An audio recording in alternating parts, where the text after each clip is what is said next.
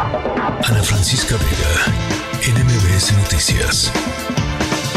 Corre cámara, cine, series, streaming, con Arturo Magaña.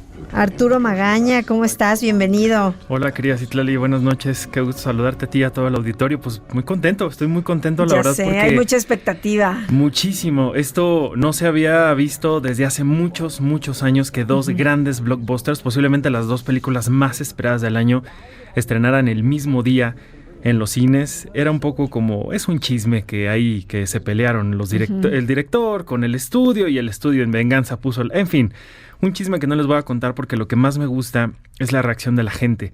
Es la gente diciendo, vamos a ver las dos películas que conforman este Barbenheimer que ellos mismos ya bautizaron, que es Barbie y Oppenheimer. Algo que yo no había visto que sucediera desde 2008 cuando The Dark Knight, la gran película de Christopher Nolan, justamente director de Oppenheimer, estrenó el mismo día que Mamma Mía en Estados Unidos, cuando la gente no sabía si ver primero a Meryl Streep cantando o a esta versión del Joker en IMAX, algo que no se repetía desde entonces, pero ahora la gente está muy emocionada por ver ambas películas en la pantalla y me llena de emoción. Además son diferentes, ¿no?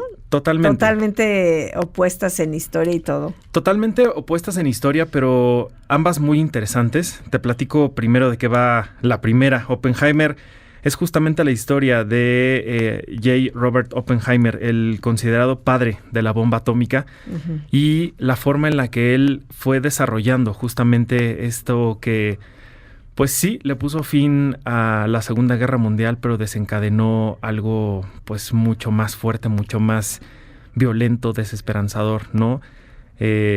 Culminó con algo que era horrible, que era la Segunda Guerra Mundial, pero le dio pie a una maldad mucho más grande, mucho más imposible de aniquilar, que es la misma maldad del ser humano. Y es esto que significa la guerra, que significa el horror de armas de este tipo, lo que vemos en la pantalla. No es una típica película biográfica, como pudiera uno pensar. Lo que hace Christopher Nolan con esta película es espectacular, en el sentido de que hace una película bélica sin tener una sola secuencia llena de balas, de sangre, pero sí con todo el horror de la guerra, de la desesperanza, este frenetismo por no saber qué está pasando en el mundo. Y verdaderamente lo que logra Christopher Nolan en esta película de 3 horas es espectacular en todos los sentidos. Es un espectáculo cinematográfico que la gente tiene que ver en una sala IMAX, porque así fue como se filmó esta película. Si no saben qué es el formato IMAX, piensen ustedes en la televisión que tienen en su casa, que es 16:9, el tamaño rectangular, por decirlo de alguna forma. Aquí el tamaño es un poco como cuadrado hacia arriba. Esto tiene mucho más imagen, mucho más nitidez, y el sonido que envuelve esta imagen es espectacular. Lo que hace que el desarrollo de esta historia, lo que hace que veamos en primer plano los rostros, las miradas, todo lo que involucra a estos personajes sea mucho más fuerte, mucho más potente. Y eso es lo que logra Christopher Nolan con esta película. Sí, yo tenía miedo de que fuera como una típica película gringa que enaltece a estos héroes, ¿no? Que siempre pone a los Estados Unidos al frente como los grandes héroes de un conflicto bélico. Y no, lo que hace es justamente ponernos frente a seres humanos que tenían una encomienda, que tuvieron que hacer algo que tenían que hacer, pero que al aniquilar este mal que tenían que aniquilar, desencadenaron algo mucho más potente, mucho más fuerte, como lo fue esta bomba atómica y las consecuencias que tuvo, pues ha tenido desde su momento hasta ahora, ¿no? Podríamos hablar de la forma en la que el cine de Japón ha hablado sobre las consecuencias, el horror de esta bomba atómica, y obviamente no podemos comparar ni siquiera una con la otra, porque pues ambas cosas son diametralmente opuestas, ¿no? No podemos comparar ni siquiera lo que las víctimas sufrieron con lo que sufre, entre comillas, el hombre que la creó. Es otra perspectiva completamente diferente, pero ya que uno entiende el cómo y el por qué está contando Christopher Nolan esta película, es un viaje verdaderamente fascinante. Muy, muy interesante. Pues ahí está anotadísimo, en pantalla IMAX si se puede. Sí. Y además este fin de semana, tanto en la Cineteca Nacional como en el Cineforo de Guadalajara, la van a poder ver en 35 milímetros, que es el formato en que se filmaba antes las películas, el formato analógico, lo cual pues le da una experiencia maravillosa para la gente que amamos el cine, ¿no? Ver el cine como se hacía antes, como se filmaba Sí. antes, con el sonido de estos rollos. Así, El carrete. así, exacto, el carrete.